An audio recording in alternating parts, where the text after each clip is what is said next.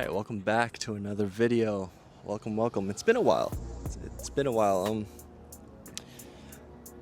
I haven't really talked or filmed too many videos about just the car. I feel like it's been mostly just being abused on track, pretty much.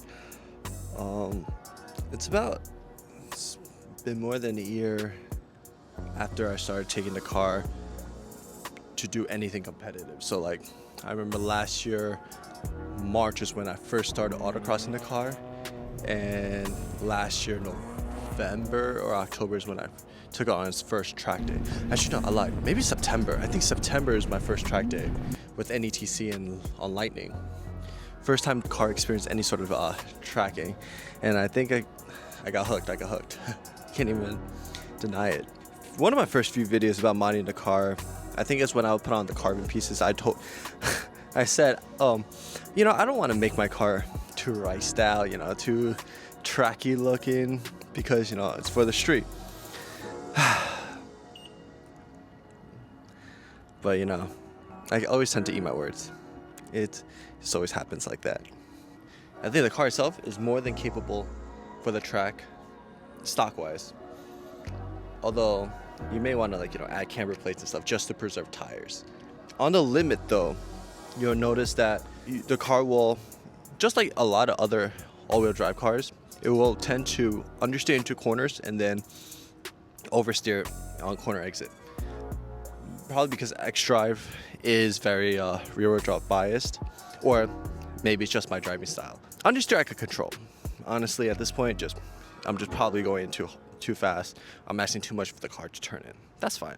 Oversteer on corner exit, yeah, that's just more throttle management. But on high-speed corners such as NJMP's Thunderbolt Turn 3, where the front could turn in, and then you'll very easily reach the limit of rear grip, and there's a chance of your rear just snapping out. You could apply a little bit more throttle, but a little bit more throttle, especially on the limit, could really induce understeer. But when you let go of the throttle or lessen the gas, the car's rear might snap out. And I feel like I've seen that quite often in the car. So imagine my excitement when Verus released their M4 aero package. I've been waiting so long. It's been like what, a few months since they teased it initially. And yeah, before I was considered there's another up-and-coming brand called Rebel Sport. They've also done a full aero package for the M4, but I think it's still a Chinese company, so you got to incorporate import taxes, tariffs, and stuff, which cost quite a lot. So when I saw the Verus is dropping something very competitive to that, or very comparable to that, I was excited. I've been waiting for so long. What I have on the car is the Verus UCW wing and just their front canards. This is most of their Ventus 1 package, missing the front hood louvers. Drilling into the trunk is one thing, but cutting a big hole in the hood, I don't know. I don't trust my own skills yet. Maybe I'll bring it to a shop.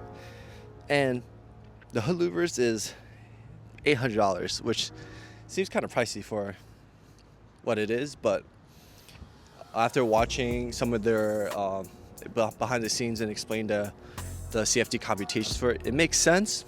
But I'll stick with just the wing and canards for now, and we'll move and see the other options later on when I feel like I need it. Technically, there's quite a few wings available on the market for the M4. We have, I know there's a popular aero one. ARP makes wings. ARP? APR? I don't know. ARP, I think.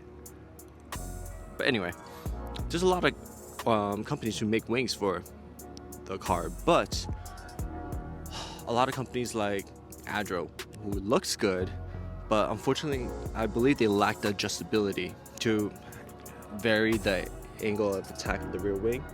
So in my eyes, wings like that are purely for street/cosmetic than actual track, because if you lack the adjustability, how can you tailor the car to different track and conditions.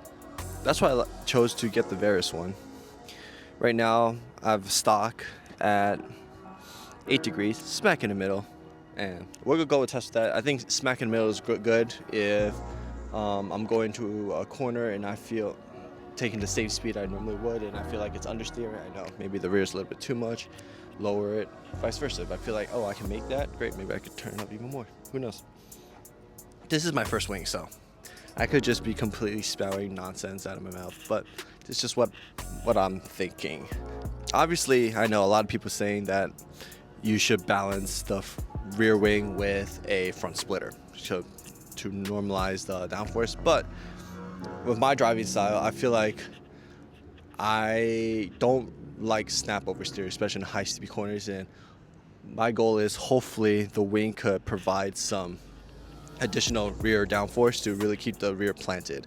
The front I could control, but snap oversteer, which I only really experience at speeds of like really high speed corners around like 100 plus miles per hour, like cornering, it's really hard to snap and save, in my opinion. I'm just a noob. I really have not that many track days under my belt, so I can't.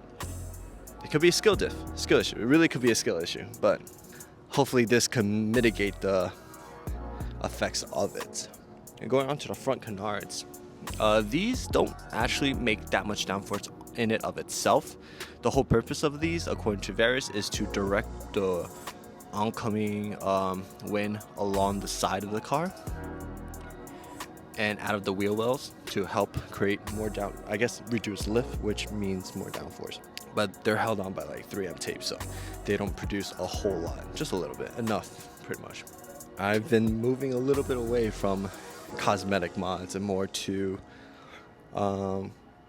track mods and stuff that works on the track. Maybe that's a phase for every car guy. I'm just beginning that phase, starting from, I want to keep it relatively stock, to my cosmetic era, and then now track mods. But I think it looks good. I mean, if you guys watch my previous videos, I already installed Olin's Road and Track and a set of like sparkle buckets.